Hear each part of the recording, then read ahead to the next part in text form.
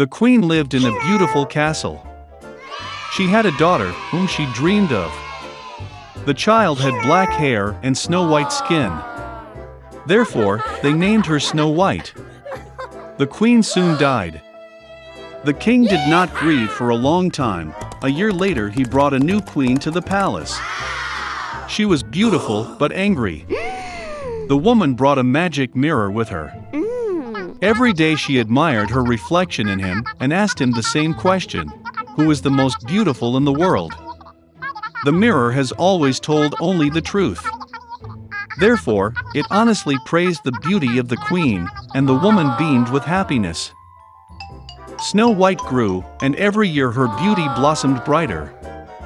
And now, once again, speaking to the mirror, the queen heard in response that now she is not the most beautiful in the world, but Snow White.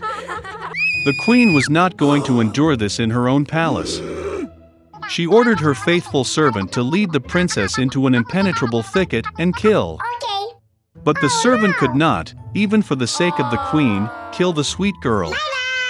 He brought the princess into a dark forest and let her go. And he himself returned to the castle and told the queen that he had followed her order. For a long time, the princess wandered through the forest. Along the way she was helped by all kinds of forest inhabitants. Snow White was very kind to them, and therefore they became strong friends. In the evening, the princess accidentally stumbled upon a small house. She went into it and saw that there was no one in the house. The table was set for 7 people, and there were 7 cots in the bedroom. And everything in this house was very small. Therefore, Snow White realized that 7 little people live here. After a long and difficult journey, she lay down on one of the beds and fell fast asleep. The 7 dwarfs returned home late at night. They were greatly surprised by the appearance of an unexpected guest. Sleeping Snow White was so charming that the dwarves decided to let her sleep, and did not wake her. Morning has come. Snow White woke up, saw the 7 dwarfs, and was scared. But they were affectionate with her, and the girl told about her misfortune. They immediately liked Snow White, and the dwarfs invited her to stay with them. Moreover, she agreed to take care of the house, cooking, washing and cleaning. Every morning the gnomes went to the mountains to mine gold and precious stones and returned late at night. Leaving for work, they warned Snow White to be afraid of the evil stepmother and not open the door to strangers. At this time, the queen, as usual, went to the secret room to talk to the magic mirror. But the mirror suddenly said that she was not the most beautiful in the world, but Snow White. That the princess is still alive, and lives with the gnomes in the house. The queen became very angry, and decided to deal with Snow White herself. She went to a secret room, and cooked a poisonous venomous apple there. It was very beautiful on the outside, but if someone ate even a piece, he would certainly die. When the apple was ready, the queen changed into an old merchant, and came to the house of the dwarfs. Seeing the sweet old woman, Snow White felt sorry for her. She did not suspect anything, and left the house. The old woman treated the girl to a ripe apple and said that if she eats this apple, she will remain young and beautiful forever. Snow White believed her, and as soon as she bit the apple, she fell down dead and stopped breathing. The contented queen went to the palace. In the evening, the dwarves returned from work and saw Snow White lying on the ground. She was not breathing. They sobbed so loudly and lamented that their cry was heard by the handsome prince, who was hunting in the forest nearby. It became interesting to him what kind of howl arose that scared away all the animals. And when the prince found the house of the dwarfs, he saw Snow White. She was so beautiful that the young prince immediately fell in love with her. He persuaded the dwarves to take her with him to the castle, because there he has doctors who can cure Snow White. The dwarfs allowed it. Then the prince ordered his servants to carry the princess on their shoulders.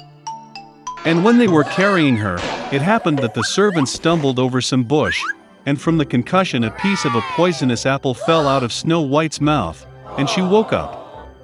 Seeing the young prince, the girl also fell in love with him and agreed to marry him. They also invited their wicked stepmother to the wedding. Out of anger that Snow White is still alive, and that now a long and happy life awaits her, the queen broke the magic mirror and never looked at it again. Once upon a time there was an old goat. She had 7 kids. She loved them as much as only a mother can love her children. She was going to go into the forest, bring herbs and branches for lunch. She called all her children and warned them to be afraid of the evil wolf. He often pretends, but you can immediately recognize him by his rude voice and black paws.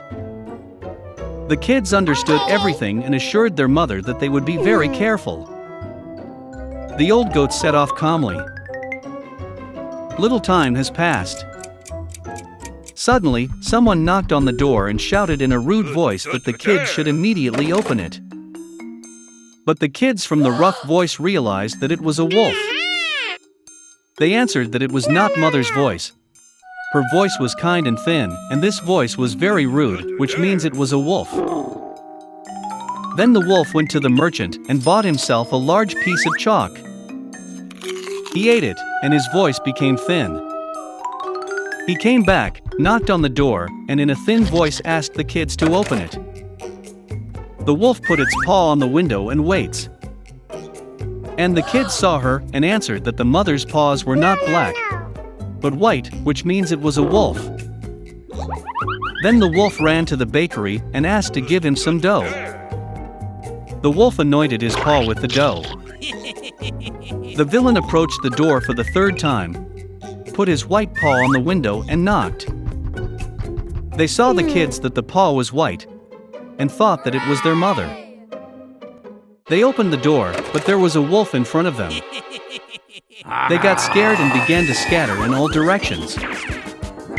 One kid jumped under the table, another on the bed, the 3rd on the stove, the 4th into the kitchen, the 5th into the closet, the 6th under the sink, and the 7th hid in the grandfather clock. But the wolf found them all, opened its jaws and swallowed one by one. Only one thing he did not find: the youngest, who hid in the clock. Having eaten his fill, the wolf left. He stretched out on a green meadow under a tree and fell asleep. Oh no! Soon an old goat came home from the forest. Oh, what did she see there? Uh-oh! The door was wide open. Oh no! The table, chairs, benches were overturned. The wash basin was broken. Pillows and blankets were thrown from the bed. Hey! She began to look for her children, but she could not find them anywhere. I called them by name, but no one answered. She went up to the clock, and in response there was a thin voice of the youngest kid. She took him out of there, and he said that a wolf came and ate everyone. How the goat cried for her poor children. Finally, she left the house, and the youngest kid ran after her. She came to the meadow, so a wolf was lying by the tree and snoring, so that the branches were trembling. She looked at him from all sides and saw that in his swollen belly something was moving and floundering. She guessed that these were her children, and was very happy that they were still alive.